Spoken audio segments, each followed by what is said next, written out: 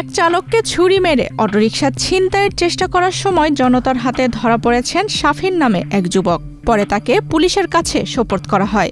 ৪ August মঙ্গলবার রাত 8:30টার দিকে চাঁপাইনবাবগঞ্জ শহরের ফুড অফিস মোড় এলাকায় এই ঘটনা ঘটে। আটক শাফিন রাজশাহী জেলার চারঘাট উপজেলার গঙ্গারামপুর গ্রামের মুকুল হোসেনের ছেলে, আর আহত অটোরিকশা চালক হেলাল চাঁপাইনবাবগঞ্জ শহরের মসজিদ পাড়া এলাকার নয়নের ছেলে।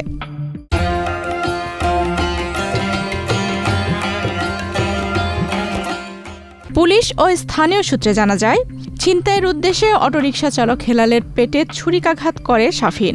এ সময় তার চিৎকারে আশপাশের লোকজন এগিয়ে এসে অভিযুক্তকে গণধোলাই দিয়ে পুলিশের হাতে তুলে দেয়। এ সময় গুরুতর আহত অবস্থায় হেলালকে চাঁপাইনবাবগঞ্জ সদর হাসপাতালে নেওয়া হয়। সেখানে প্রাথমিক চিকিৎসা শেষে উন্নত চিকিৎসার জন্য তাকে রাজশাহী মেডিকেল কলেজ হাসপাতালে পাঠানো হয়েছে।